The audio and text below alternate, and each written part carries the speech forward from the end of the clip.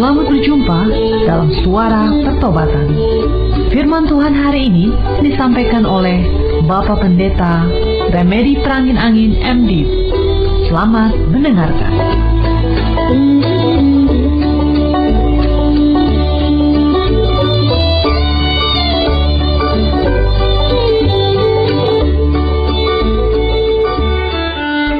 Terima kasih Tuhan Yesus, Engkau telah mempersatukan kami kembali dalam persekutuan lewat udara.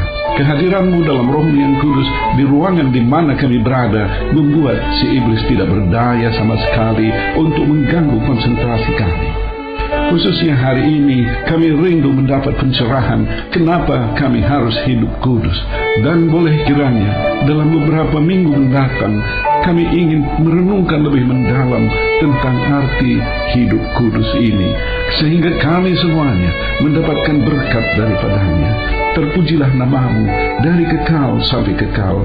Haleluya, haleluya, amin. Shalom, saya sangat senang dapat menyapa saudara kembali melalui Suara Pertobatan. Dimanapun saudara sedang berada, apakah sedang di rumah, di tempat kerja, dalam perjalanan, sedang melakukan kegiatan tertentu, atau mungkin sedang dirawat di rumah sakit.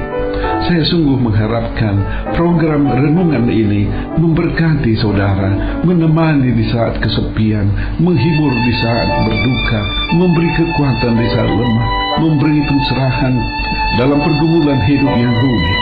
Bersama-sama kita semuanya diberkati oleh Tuhan Yesus melalui firman-Nya. Dalam kesempatan ini saya juga mengucapkan banyak terima kasih akan dukungan-dukungan doa yang banyak saya terima, sehingga siaran ini tetap dapat berlangsung dengan baik, bermanfaat bagi kita semuanya. Saudara-saudara kekasih Yesus Kristus, dalam bulan Natal lalu saya pernah menyampaikan renungan berjudul "Kenapa Tuhan perlu datang sebagai manusia?" Ada dua hal yang penting dari kedatangan Tuhan sebagai manusia. Pertama, Ia menjadi korban penebus dosa bagi kita di Golgota. Dan kedua, sesudah kenaikannya ke sorga, Ia mengurapi murid-muridnya dengan Roh Kudus. Dan pada waktu Roh Kudus menjamah hati kita, sehingga kita menyadari dosa dalam lubuk hati yang paling dalam, menyesalinya, dan kemudian dengan komitmen kuat yang serius kita bertobat, maka Roh Kudus pada saat itu dianugerahkan kepada kita. Mulai saat itu Tuhan tinggal di dalam hati kita untuk seterusnya kita sudah diselamatkan.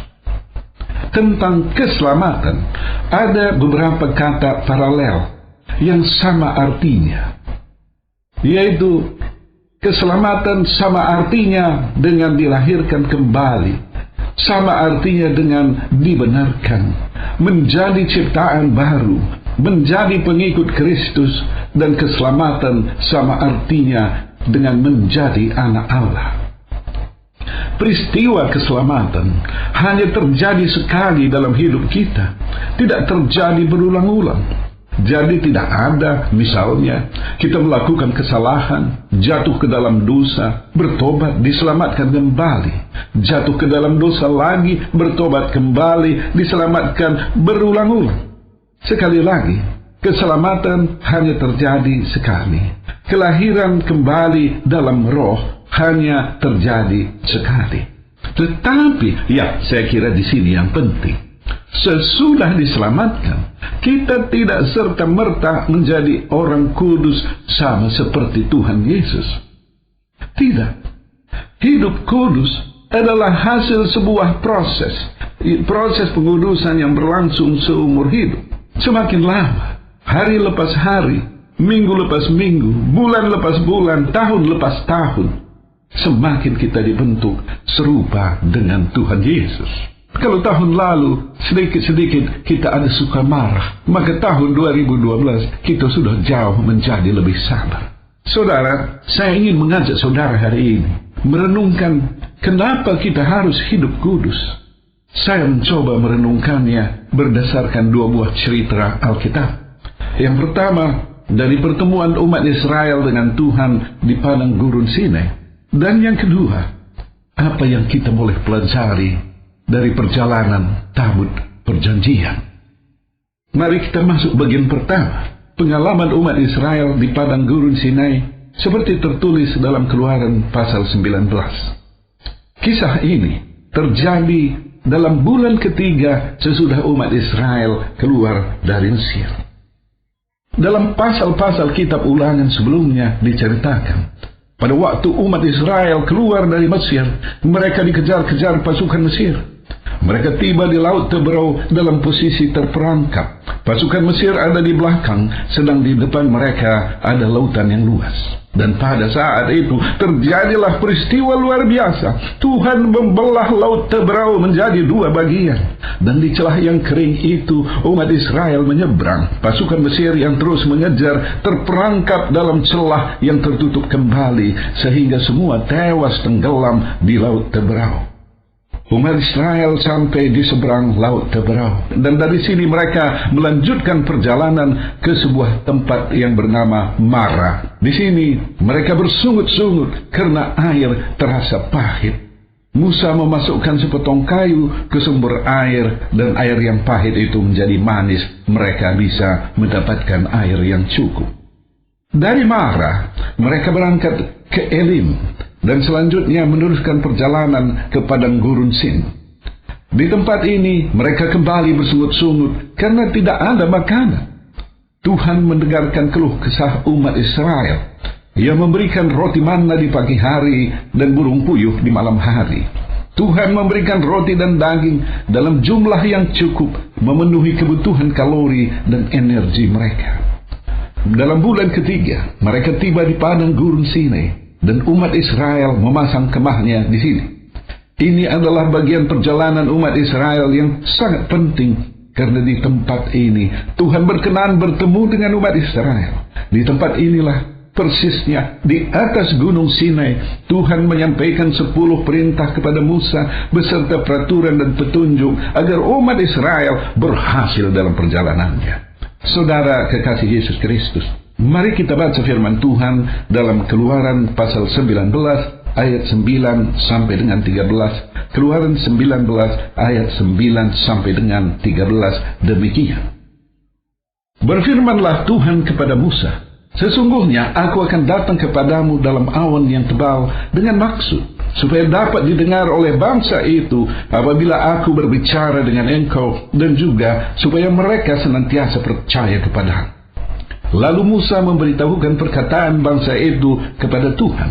Berfirmanlah Tuhan kepada Musa, pergilah kepada bangsa itu, suruhlah mereka menguduskan diri pada hari ini dan besok, dan mereka harus mencuci pakaiannya. Menjelang hari ketiga mereka harus bersiap, sebab pada hari ketiga Tuhan akan turun di depan mata seluruh bangsa itu di gunung Sinai. Sebab itu haruslah engkau memasang batas bagi bangsa itu berkeliling sambil berkata, jagalah baik-baik, jangan kamu mendaki gunung itu atau kena kepada kakinya. Sebab siapapun yang kena kepada gunung itu, pastilah ia dihukum mati. Tangan seorang pun tidak boleh merabanya, sebab pastilah ia dilempari dengan batu atau dipanahi sampai mati. Baik binatang, baik manusia, ia tidak akan dibiarkan hidup. Hanya apabila sangkakala berbunyi panjang, barulah mereka boleh mendaki gunung itu. Lalu turunlah Musa dari gunung mendapatkan bangsa itu. Disuruhnyalah bangsa itu menguduskan diri, dan mereka pun mencuci pakaiannya. Maka kata Musa kepada bangsa itu, bersiaplah menjelang hari yang ketiga, janganlah kamu bersetubuh dengan perempuan. Saudara-saudara kekasih Kristus, sebelum bertemu dengan Tuhan, umat Israel harus menguduskan diri. Mereka tidak diperkenankan mendekati gunung Sinai, tempat di mana Tuhan akan menampakkan kemuliaannya. Apabila mereka melanggarnya, pasti akan dihukum mati. Saudara, Tuhan Maha Kudus, tidak ada orang yang tahan melihatnya. Inilah yang saya baca ketika Yesaya diizinkan melihat kemuliaan Tuhan di atas tahtanya. Dalam Yesaya 6 ayat 5, Yesaya berkata, "Celakalah aku binasa, sebab aku ini seorang najis bibir, dan aku tinggal di tengah-tengah bangsa yang najis bibir. Namun mataku telah melihat Sang Raja, yakni Tuhan semesta alam." Demikian juga ketika Tuhan bertemu dengan Musa dalam Keluaran 33 ayat 20, Tuhan berkata, "Engkau tidak tahan memandang wajahku, sebab tidak ada orang yang memandang aku dapat hidup." Tuhan Maha Kudus, tidak ada manusia yang tahan memandang wajahnya. Saudara, dalam Keluaran 19 ada 4 kali Musa naik dan turun gunung menghadap Tuhan. Dalam pertemuan-pertemuan itu, Tuhan melalui Musa memerintahkan umat Israel untuk menjaga kekudusan. Sebelum Tuhan menunjukkan kehadirannya, 3 hari sebelumnya, Musa memerintahkan umat Israel untuk menyucikan diri. Kekudusan adalah perkara yang sangat penting. Bahkan dalam 10 perintah yang disampaikannya kepada Musa, bagian awal perintah-perintah itu adalah tentang kekudusan Tuhan. Saudara kekasih Yesus Kristus, kiranya kita sekarang bisa menjawab, kenapa umatnya harus menguduskan diri dalam pertemuan dengan Tuhan? Yaitu, karena Tuhan adalah Maha Kudus. Kekudusan hal yang sangat penting dalam berhubungan dengan Tuhan. Pendek kata, kita tidak bisa berkomunikasi dengan Tuhan tanpa kekudusan. Tanpa kekudusan, doa kita tidak didengarkan Tuhan. Bahkan ibadah kita menjadi tidak berarti. Inilah yang menyebabkan saya rindu untuk mengatakan bahwa kita semua perlu kembali merenungkan tentang kekudusan hati ketika kita berhubungan dengan Tuhan dalam acara apa saja. Apakah itu acara ibadah, apakah itu acara kebangunan rohani, apakah itu acara persekutuan, apakah itu acara pemberkatan nikah kudus. Acara ibadah perlu dipersiapkan dengan pengudusan diri oleh para pelayan, baik yang menjadi anggota tim pujian, pemain musik, penyambut tamu, liturgos, terutama hamba Tuhan yang akan menyampaikan firman Tuhan. Bukan hanya para pelayan, jemaat yang datang beribadah juga perlu mempersiapkan diri. Dengan sikap seperti ini, kita dapat merasakan Roh Kudus berkarya dan ibadah kita punya kuasa. Ada amin, saudara? Puji Tuhan, puji Tuhan. Barangkali kita ada memperhatikan dalam acara-acara rohani, misalnya pemberkatan nikah kudus, itu sebagian waktu calon pengantin dan keluarga habis untuk hal-hal yang bukan rohani. Misalnya sibuk tentang pemilihan pakaian, rias pengantin, dekorasi ruang pemberkatan nikah, konsumsi, dan pernik-pernik lainnya. Terada kesan pemberkatan nikah hanyalah sekedar acara seremonial. Bukankah sebenarnya tujuan pemberkatan nikah kudus adalah memohon berkat Tuhan bagi pengantin yang baru? Kalau demikian, bagaimana kita mengharapkan Tuhan hadir dalam acara tersebut kalau calon pengantin, keluarga, beserta para pelayan gereja tidak mengadakan persiapan secara khusus, tidak menguduskan diri? Saya kira persiapan pengudusan diri diperlukan. Bagaimanapun cara dan bentuknya, itu boleh diatur oleh gereja. Tetapi jangan lupa mengadakan satu persiapan, karena nama Tuhan ada terlibat di dalamnya. Kalau saudara setuju, saya mengajak kita semua menjadikan hal ini sebagai bahan renungan bersama. Saudara yang dikasihi Yesus Kristus, selanjutnya saya akan memasuki bagian kedua dari cerita yang menjelaskan bagaimana pentingnya kita menjaga kekudusan. Kita akan belajar dari perjalanan tabut perjanjian. Seperti kita ketahui, tabut perjanjian dibuat berdasarkan petunjuk Tuhan kepada Musa di atas Gunung Sinai. Di dalam tabut itu tersimpan 2 loh batu berisi tulisan 10 perintah Tuhan. Loh batu ini adalah lambang perjanjian Tuhan dengan umat Israel. Bila umat Israel menuruti hukum, peraturan, dan petunjuk yang disampaikannya, maka mereka pasti berhasil dalam perjalanan dalam kehidupannya. Tabut perjanjian ditempatkan di dalam kemah suci, atau disebut juga tabernakel. Tabernakel terdiri dari 2 bagian. Yang pertama disebut ruangan kudus, dan sesudah melewati tabir terdapat ruangan kedua yang disebut ruangan maha kudus. Disinilah tempat tabut perjanjian. Tidak ada seorang pun yang boleh memasuki ruangan maha kudus kecuali imam yang sudah ditentukan, yang terlebih dulu sudah menguduskan dirinya. Tabernakel dipasang di perkemahan orang-orang Israel dan selalu dibawa dalam perjalanan di padang gurun. Tiang awan menaungi tabernakel itu di siang hari dan ada tiang api di malam hari. Umat Israel meneruskan perjalanan apabila tiang awan itu bergerak dan tinggal di tempat apabila tiang awan itu diam. Tabernakel dan tabut perjanjian melambangkan kehadiran Tuhan di tengah kehidupan, di tengah perjalanan umat Israel di padang gurun. Sesudah mereka sampai di tanah perjanjian, di tanah Kanaan. Pada waktu Imam Eli menjadi hakim, Israel berperang dengan bangsa Filistin. Merasa lebih lemah dari orang Filistin, merasa berada di bawah angin, orang Israel teringat akan tabut perjanjian. Mereka mengeluarkan tabut perjanjian itu dari rumah ibadah di Silo dan membawanya ke daerah pertempuran. Mereka seolah menggunakannya sebagai jimat untuk memenangkan pertempuran. Apa yang terjadi kemudian? Dalam 1 Samuel pasal 4 diceritakan Israel kalah telak. 30.000 orang prajuritnya tewas. Tidak saja itu, tetapi tabut perjanjian itu dirampas dan dibawa oleh orang Filistin ke kota mereka. Orang Filistin menempatkan tabut itu di kuil dewa Dagon. Apa kemudian yang terjadi? Pagi-pagi keesokan harinya, patung Dagon terjatuh dengan muka ke tanah di hadapan tabut perjanjian. Lalu mereka mengembalikan patung Dagon ke tempatnya. Tetapi keesokan harinya pagi-pagi, patung Dagon itu sudah terjatuh kembali dengan mukanya ke tanah di hadapan tabut Tuhan. Dan sekali ini kepala dan kedua belah tangan patung itu terpenggal dan terpelanting ke ambang pintu. Di samping itu, terjadi penyakit aneh dalam masyarakat di kota itu. Pada tubuh mereka tumbuh borok-borok yang tidak diketahui dari mana asalnya. Tangan Tuhan membingungkan, menghajar orang-orang Filistin. Ketika hal ini dilihat orang-orang Filistin, mereka menjadi takut dan mereka mengembalikan tabut perjanjian itu kepada bangsa Israel. Bahkan dengan sebuah kotak sebagai tebusan salah, kotak itu berisi benda-benda emas.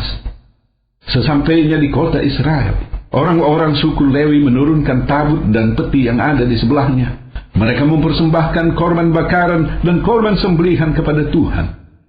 Dan pada waktu itu, ada sebagian masyarakat yang mencoba melihat ke dalam tabut perjanjian. Dan apa yang terjadi? Tiba-tiba orang-orang itu tewas seperti kena sengat listrik. Tuhan membunuh 70 orang dari rakyat itu. Rakyat Israel berkabung karena Tuhan telah menghajar mereka dengan dahsyat. Inilah yang bisa kita baca dalam 1 Samuel pasal 6. Tabut perjanjian memang bukan Tuhan, bukan jimat, tetapi tabut perjanjian adalah lambang dari kehadiran Tuhan yang Maha Kudus. Selanjutnya, orang-orang Israel menyimpan tabut itu di rumah keluarga Abinadab. Tabut itu tinggal diam di sana untuk waktu yang cukup lama, yaitu 20 tahun. Raja Saul tidak memperhatikan hal ini pada waktu dia memerintah. Baru ketika Daud menjadi raja dan berkuasa di Yerusalem, tindakannya yang pertama adalah memindahkan tabut perjanjian itu ke Yerusalem. Dengan sebuah kereta baru, ia dan rombongan menjemput tabut itu dari rumah Abinadab, dan di depan tabut itu mereka menari bersorak-sorai. Pada satu saat, ketika kereta kelihatan tergelincir, maka seorang pengiring memegang tabut perjanjian itu, dan apa yang terjadi? Tuhan murka, dan pengiring itu mati mengenaskan. Hal ini membuat Daud takut dan menunda pemindahan tabut perjanjian. Tabut perjanjian untuk sementara ditempatkan di rumah keluarga Ebed-Edom. Selama 3 bulan di rumahnya, keluarga Ebed-Edom sangat diberkati Tuhan. Cerita ini sampai kepada Daud, sehingga keberanian Daud muncul kembali untuk melanjutkan pemindahan tabut perjanjian ke Yerusalem. Tetapi Sekali ini dengan cara yang istimewa, seperti tertulis dalam 2 Samuel 6 ayat 13 dan 14 sebagai berikut. Apabila pengangkat-pengangkat tabut Tuhan itu melangkah maju 6 langkah, maka ia mengorbankan seekor lembu dan seekor anak lembu gemukan. Dan Daud menari-nari di hadapan Tuhan dengan sekuat tenaga. Ia berbaju efod dari kain lenan. Bayangkan, tidak terhitung banyaknya lembu yang dikorbankan Daud untuk membawa tabut perjanjian itu ke Yerusalem. Ini semua memperlihatkan betapa seriusnya suatu acara, prosesi atau pekerjaan di mana lambang Tuhan ada di dalamnya. Apa yang kita bisa pelajari dari cerita ini? Kekudusan sangat penting, sangat serius. Menyampingkan kekudusan, memandang sepele kekudusan, menyebabkan banyak orang Kristen, keluarga Kristen, bahkan gereja-gereja Tuhan jatuh ke dalam pencobaan yang mengakibatkan kepahitan, penderitaan, kekecewaan yang berkepanjangan. Kita perlu sungguh-sungguh memperhatikan kekudusan. Memang benar kita tidak mampu hidup kudus dengan kekuatan kita sendiri. Tetapi Roh Kudus yang tinggal di dalam hati kita memampukan kita untuk hidup kudus. Coba kita renungkan. Tubuh kita adalah bait kudus, seolah ruangan pertama tabernakel, ruang kudus, dan di bagian dalamnya seolah melambangkan ruangan maha kudus di mana Roh Kudus berdiam di sini. Kalau tabernakel adalah lambang kehadiran Tuhan dalam perjalanan umat Israel, hidup kita adalah tabernakel perjanjian baru, bukan hanya lambang, tetapi benar-benar Tuhan tinggal di dalamnya. Tuhan menuntun perjalanan hidup kita sehingga berhasil dan berkelimpahan berkat. Saudara-saudara kekasih Yesus Kristus, cerita tentang pertemuan umat Israel di Gunung Sinai dan cerita tentang perjalanan tabut perjanjian, saya kira cukup memberi kita motivasi untuk hidup kudus. Dan sebagai penutup renungan hari ini, saya rindu membacakan firman Tuhan dari Keluaran pasal 19 ayat 4 sampai dengan 6. Keluaran 19 ayat 4 sampai dengan 6. Demikian. Tuhan berkata, "Kamu sendiri telah melihat apa yang kulakukan kepada orang Mesir, dan bagaimana aku telah mendukung kamu di atas sayap Raja Wali dan membawa kamu kepadaku. Jadi sekarang, jika kamu sungguh-sungguh mendengarkan firmanku dan berpegang pada perjanjianku, maka kamu akan menjadi harta kesayanganku sendiri dari antara segala bangsa, sebab akulah yang empunya seluruh bumi. Kamu akan menjadi bagiku kerajaan imam dan bangsa yang kudus. Inilah semuanya firman yang harus kau katakan kepada orang Israel." Dalam hidup kudus, Tuhan bebas berkarya dalam hidup kita. Kita ditempatkan di atas sayap burung Raja Wali pada masa perjalanan hidup kita yang sukar. Kita menjadi harta kesayangannya, dikasihi, dilindungi, dan diberkatinya. Tuhan Yesus memberkati kita semua berlimpah-limpah. Bagi saudara yang merasakan jamahan Roh Kudus, sehingga saudara menyadari dosa dan jalan tersesat selama ini, ikuti saya mengucapkan sebuah doa sederhana. Tuhan Yesus, ampuni hamba yang berdosa ini. Kusadari jalanku tersesat selama ini. Aku memohon pengampunan. Aku rindu pimpinanmu dalam perjalanan hidup ke depan ini. Bagi saudara yang sedang sakit, saya undang untuk meletakkan tangan di bagian tubuh yang sakit. Tuhan Yesus, jamah saudara yang sedang sakit, yang sedang mendengarkan siaran ini, sembuhkan mereka. Haleluya, haleluya, amin. Akhirnya, hamba berdoa untuk seluruh pendengar siaran ini, dimanapun mereka berada. Berkati mereka secara keluarga dan pribadi. Berkati pekerjaan, usaha, dan studi mereka. Terpujilah namamu dari kekal sampai kekal. Haleluya, haleluya, amin.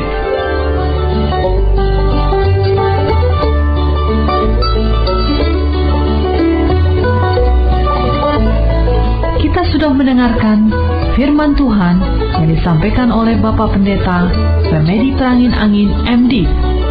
Pendengar dapat mengirimkan pokok-pokok doa kepada Suara Pertobatan, alamat email suarapertobatan@gmail.com, suarapertobatan@gmail.com, SMS atau telepon di pesawat 021 7005 8400. 021 7005 8400.